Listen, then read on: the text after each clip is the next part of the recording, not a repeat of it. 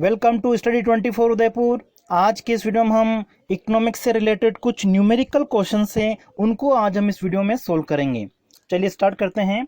सबसे पहला जो आज का हमारा क्वेश्चन है, यदि किसी अर्थव्यवस्था में बचत एवं निवेश फलन निम्न प्रकार हैं, इन्वेस्टमेंट फंक्शन और सेविंग फंक्शन हमको दे रखा है। सेविंग फंक्शन क्या है? बचत फलन -100 प्लस 0.2y, और इन्वेस्टमेंट फंक्शन निवेश फलन क्या है? -30 प्लस 0.1y। ये दो फंक्शन हमको दे रखे हैं। आय का संतुलन स्तर क्या होगा, इक्विलिब्रियम लेवल ऑफ इनकम क्या होगा, ये हमको कैलकुलेट करना है, निकालना है। देखिए सबसे पहले अगर हम संतुलन की बात करें तो इक्विलिब्रियम की कंडीशन में क्या होता है? सेविंग और इन्वेस्टमेंट, बचत और निवेश दोनों क्या होते हैं? बराबर होते हैं। तो इन दोनों इक्वेशन को हम S = I की फॉर्म में लिख देंगे। तो क्या हो जाएगा? -100 plus 0.2y equal to -30 plus 0.1y।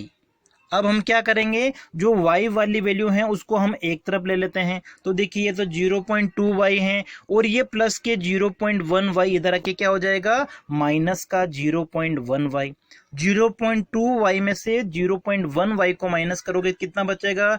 0.1y equal to, इधर हमारे पास में है माइनस का 30 और ये माइनस का 100 इधर आके क्या हो जाएगा? प्लस का 100। तो प्लस का 100 और माइनस का 30 कितना होगा? प्लस का 70।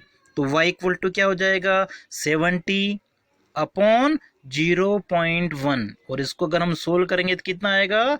700। इसका मतलब सही आंसर क्या हो जाएगा हमारा? Option D. नेक्स्ट है सेकंड, यदि हेरोड-डोमर मॉडल में ICOR incremental capital output ratio हमको दे रखा है कितना? 4.5:1।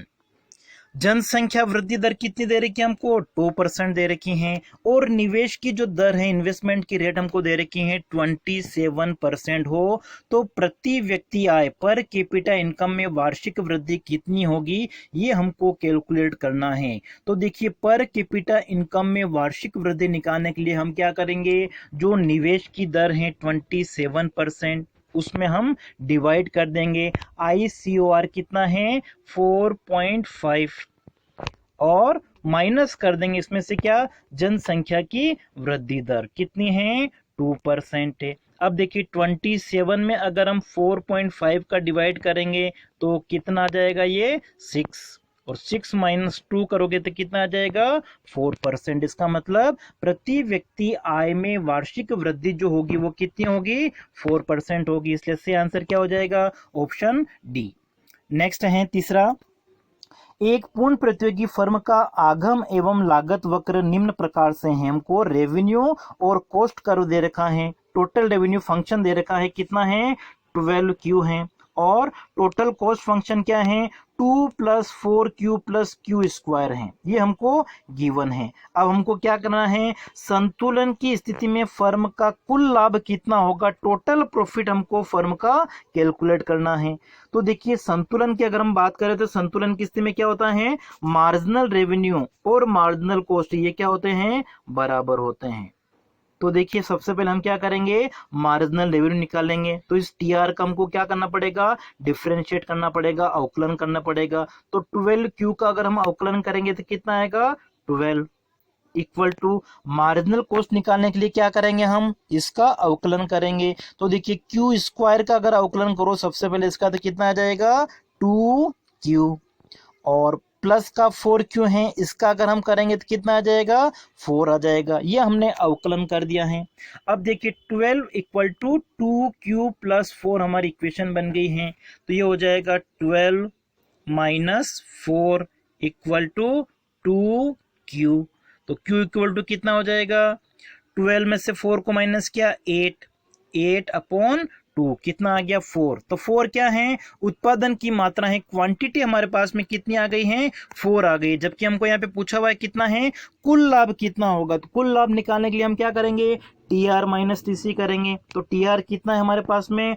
12Q है।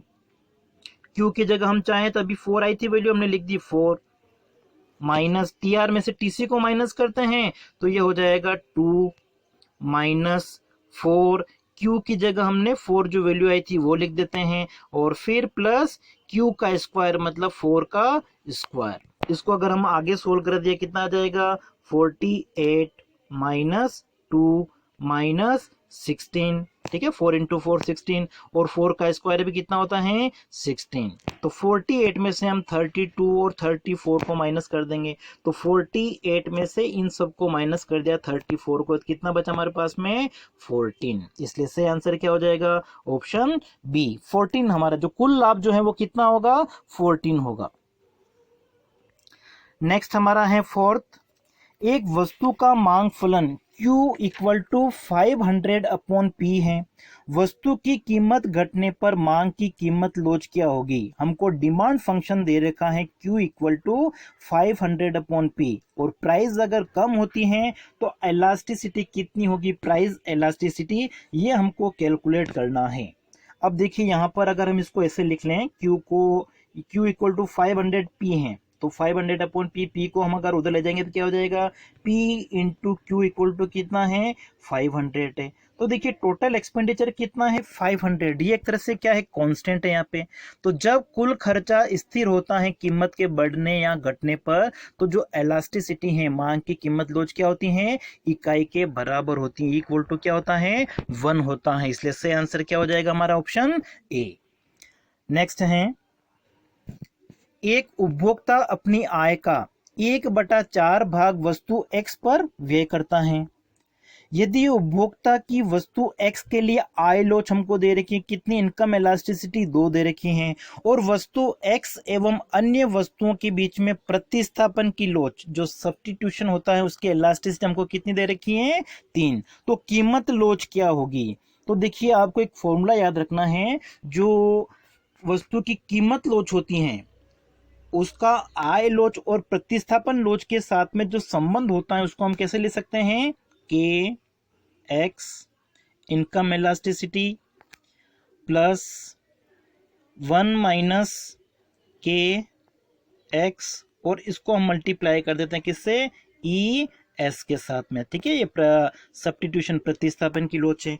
अब इसमें हम क्या करेंगे, वैल्यू लिख देंगे। के एक्स का मतलब क्या है, उपभोक्ता अपनी आय का कितना भाग खर्च कर रहा है, ठीक है, वो एक तरह से क्या होता है के एक्स। तो यहाँ पे कितना है 1/4 है, इंटू आय लोच हमारे पास में कितनी है 2 है, प्लस 1 माइनस के एक्स कितना यहाँ पे 1/4 है, और फिर ई एस जो प्रतिस्थापन की लोच हमारे पास में कितनी है 3 है। इसको आपको अब सोल्व करना है। तो देखिए इसको अगर हम आगे सोल्व करेंगे तो कितना आ जाएगा 2/4 आ जाएगा, प्लस अब देखिए 1 - 1/4 अगर करोगे तो ये आ जाएगा हमारे पास में 3/4, और 3 को 3 से मल्टीप्लाई करोगे तो 9, ये हो जाएगा 9/4, और ये हो जाएगा 11/4।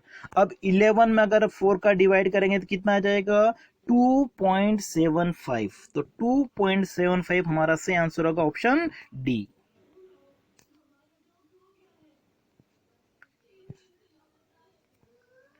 नेक्स्ट है 6th, यदि निम्न में से सही संबंध कौन सा है, एलास्टिसिटी, प्राइस एलास्टिसिटी जो मांग की कीमत लोच होती हैं, औसत आगम AR, और सीमांत आगम के बीच में जो संबंध है वो हमको ध्यान रखना है। तो देखिए एलास्टिसिटी जो कीमत लोच होती है वो क्या होती है AR/AR - MR भी होती हैं, ये भी बिल्कुल सही है। फिर MR = AR E-1/E, ये भी बिल्कुल सही है, और AR = E × MR/E -1, ये भी बिल्कुल सही है। तो हमारे पास में ये जो 4 और 3 ऑप्शन है वो सही है, इसलिए क्या आ जाएगा आंसर ऑप्शन डी। नेक्स्ट है 7th, किसी उद्योग का बाजार मांग वक्र निम्न प्रकार से है। Q = कितना है हमारे पास में 150 - P, और आगे हमको दे रखा है सीमांत लागत कितनी है 7 है। तो एकाधिकार की स्थिति में संतुलन उत्पादन की मात्रा क्या होगी, ये हमको कैलकुलेट करना है। तो देखिए संतुलन की स्थिति में क्या होता है, मार्जिनल रेवेन्यू और मार्जिनल कॉस्ट दोनों क्या होती हैं, बराबर होती है। MR = MC होना चाहिए। तो यहाँ पर हमारे पास में MR कितना है 150 माइनस पी। ठीक है, ये जो हमारे पास में दे रखा है इसको एक बार हमको क्या करना पड़ेगा, यहाँ पर सबसे पहले इससे हम क्या करते हैं, टोटल रेवेन्यू कैलकुलेट कर लेते हैं। तो देखिए Q equal to 150 minus P है, तो P इक्वल टू क्या हो जाएगा, P इक्वल टू हो जाएगा 150 माइनस Q। और टोटल रेवेन्यू निकालने के लिए हमको क्या करना पड़ेगा, इस प्राइस P इक्वल टू जो हमारे पास में दे रखा है इसको क्वांटिटी से मल्टीप्लाई करना पड़ेगा। तो ये हो जाएगा TR equal to 150Q minus Q square. ठीक है, ये जो हमारे पास में प्राइस फंक्शन है P इक्वल टू, इसको हमने क्या किया, Q से मल्टीप्लाई कर दिया, क्योंकि देखिए TR इक्वल टू क्या होता है, P इंटू Q होता है। तो इस P को हमने क्या किया, Q से मल्टीप्लाई कर दिया, तो ये हो गया 150Q और एक माइनस Q की जगह क्या हो जाएगा, Q का स्क्वायर हो जाएगा। अब देखिए इससे हम क्या करेंगे, मार्जिनल रेवेन्यू निकाल लेंगे। और मार्जिनल रेवेन्यू निकालने के लिए हमको क्या करना पड़ता है, जो टोटल रेवेन्यू फंक्शन होता है उसका हमको डिफ्रेंशिएशन करना पड़ता है। तो देखिए 150Q, यहाँ पे थोड़ा ध्यान रखिए 150Q है, तो यहाँ पे क्या हो जाएगा हमारे पास में 150Q का अगर हम करेंगे डिफ्रेंशिएशन तो कितना होगा 150, और माइनस Q स्क्वायर का करोगे तो कितना होगा 2Q। तो हमारे पास में मार्जिनल रेवेन्यू कितनी हो गई है 150 माइनस 2Q, और मार्जिनल कॉस्ट हमको दे रखी है 0। इक्विलिब्रियम संतुलन में क्या होता है, मार्जिनल रेवेन्यू और मार्जिनल कॉस्ट इक्वल होगी। तो ये हमारे पास में हो जाएगा 150 minus 2Q equal to marginal cost कितनी है 0 है। अब देखिए 150 इक्वल टू क्या हो जाएगा 2Q, तो Q इक्वल टू क्या हो जाएगा 150/2, और 150/2 करने पर कितना आएगा 75 आएगा। तो हमारा जो सही आंसर है वो क्या हो जाएगा, ऑप्शन सी, 75 इकाइयां जो है वो संतुलन की स्थिति में उत्पादित की जाएगी। नेक्स्ट हमारा है 8th, यदि एक फर्म का उत्पादन फलन निम्न प्रकार से है, Q equal to 10XY minus 2X square minus Y square, जहां पर Q का मतलब किससे है, उत्पादन की मात्रा से है, और XY क्या है, उत्पादन के दो साधन हैं। तो पैमाने के प्रतिफल किस प्रकार के होंगे ये हमको क्या ज्ञात करना है। तो देखिए पैमाने के प्रतिफल का पता लगाने के लिए हम क्या करते हैं, ये जो हमारे पास में उत्पादन फलन दे रखा है इसको हम किसी एक कांस्टेंट वैल्यू स्थिरांक से गुणा करेंगे। ठीक है, जो उत्पादन के साधन हैं उसको हम स्थिरांक से गुणा करते हैं। माना कि जो हमारा स्थिरांक वो क्या है, k है, तो हम क्या करते हैं, इस x स्क्वायर वाई स्क्वायर ये जो साधन इसको हम क्या करेंगे, k से मल्टीप्लाई करेंगे, तो कितना हो जाएगा ये 10, फिर ये हो जाएगा kx ky minus 2 into x square को भी मल्टीप्लाई करेंगे तो ये हो जाएगा के स्क्वायर, और ये हो जाएगा वाई स्क्वायर, सॉरी के स्क्वायर और एक्स स्क्वायर। फिर वाई स्क्वायर को अगर मल्टीप्लाई करोगे तो के स्क्वायर वाई स्क्वायर। ठीक है, हमने के से मल्टीप्लाई किया है, देखो वापस बताता हूं मैं आपको एक बार, 10XY है, दोनों को हम मल्टीप्लाई करेंगे, x को भी मल्टीप्लाई करना है y को भी, तो ये क्या हो जाएगा 10KX और KY ऐसा लिख लीजिए, माइनस 2x स्क्वायर को मल्टीप्लाई करोगे तो KX स्क्वायर हो जाएगा, और y स्क्वायर को मल्टीप्लाई करोगे तो KY स्क्वायर।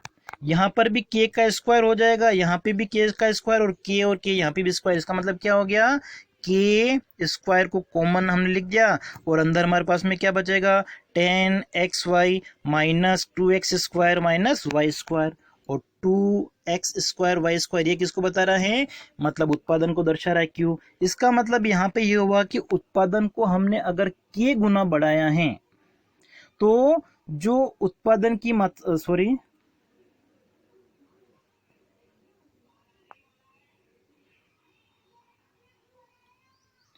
नेक्स्ट हमारा है 8th, यदि एक फर्म का उत्पादन फलन निम्न प्रकार है, 10XY minus 2x square minus Y square, जहां पे Q का मतलब क्या है, उत्पादन की मात्रा, और X और Y क्या है, उत्पादन के साधन हैं, तो पैमाने के प्रतिफल किस प्रकार के होंगे।